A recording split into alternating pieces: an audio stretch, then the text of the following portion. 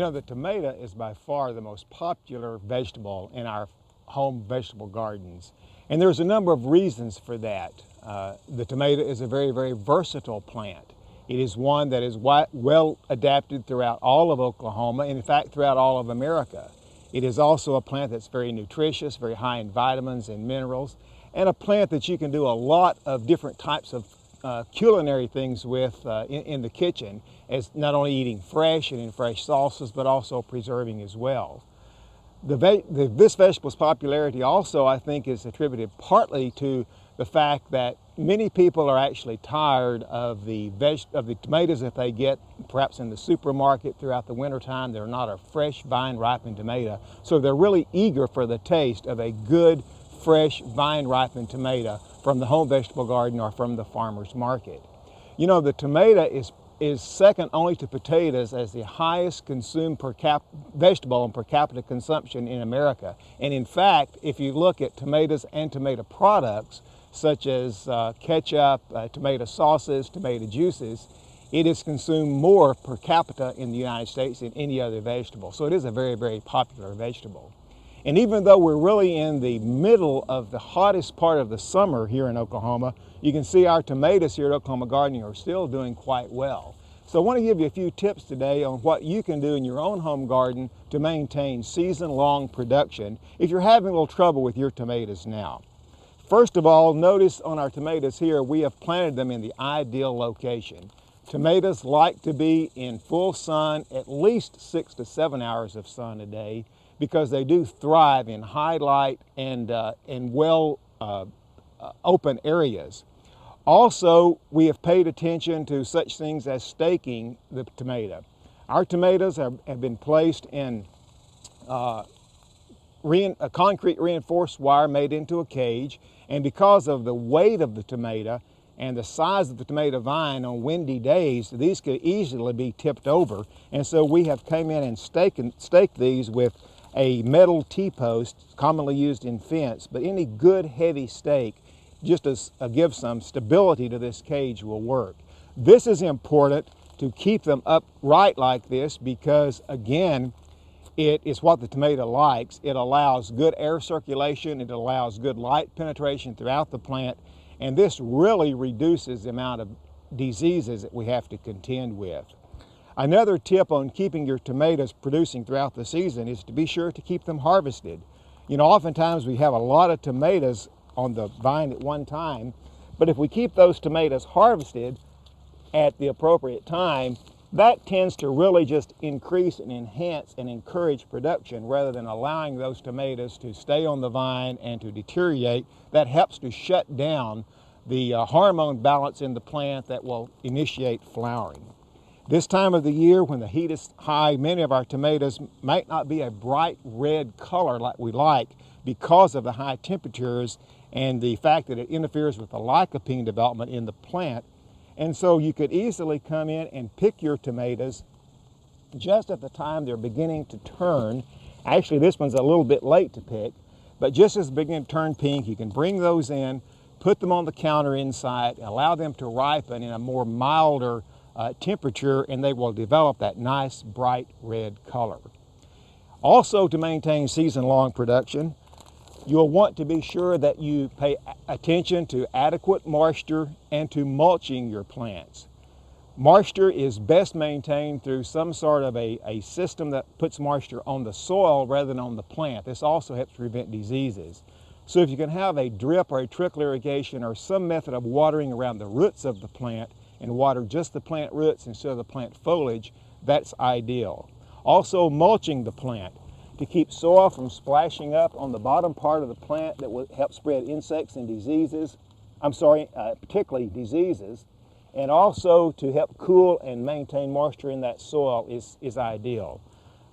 Grass clippings, wheat straw, any type of organic mulch that you might have really will add to the vitality of those tomato plants.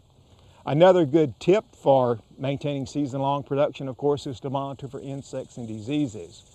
Early in the season this year in Oklahoma, when we had a lot of rain and humid and cloudy weather in June, we saw a lot of diseases affect the tomato plants, particularly early blight, septoria leaf spot, and some others that cause the leaves to begin to brown and become spotted toward the bottom of the plant and then progress all the way up the plant. So if you had a real problem with diseases, you may now find that only your tomatoes are green on the top and actually practically dead looking on the bottom.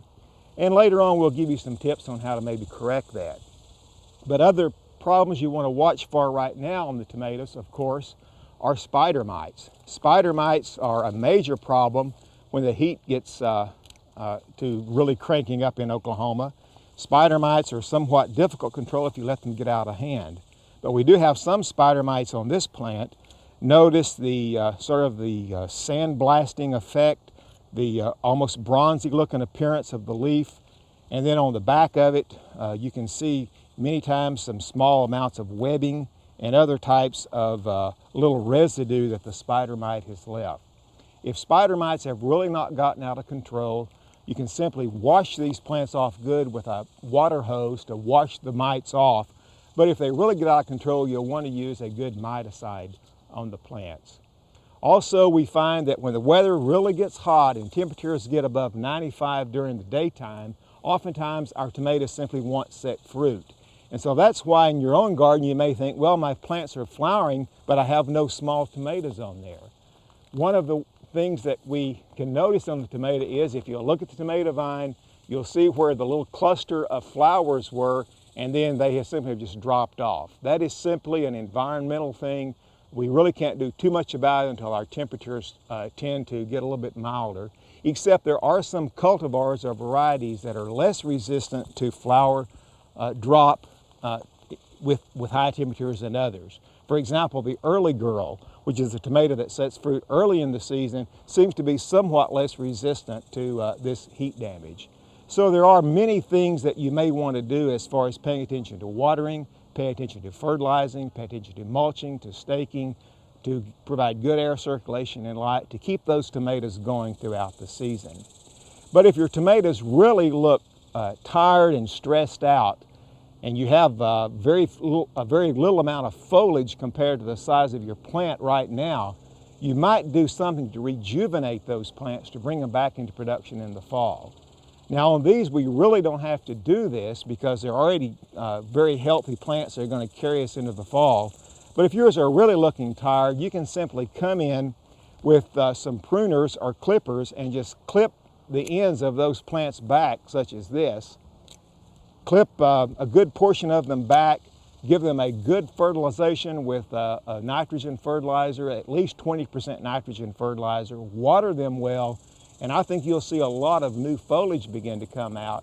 That new foliage will produce flowers, and you should have a good crop of tomatoes this fall, and even green tomatoes to pick off and make tomato relish, or green tomatoes to store in your pantry wrapped up for a later enjoyment from your garden later in the fall.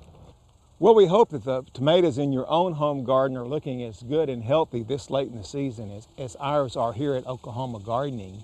But you know, the best tips I can give you on being sure that you maintain a good, healthy, productive plant throughout the season is to employ good cultural practices.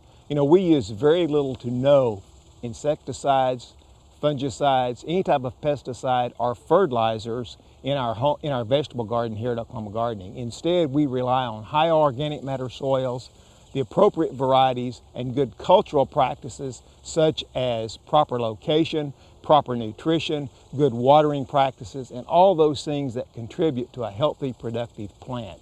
Also, if you want more information on growing tomatoes in the home garden, check out our fact sheet either at your local county extension office or on our website on growing tomatoes in the home garden. I hope you continue to enjoy tomatoes in your garden for many more weeks this summer and fall.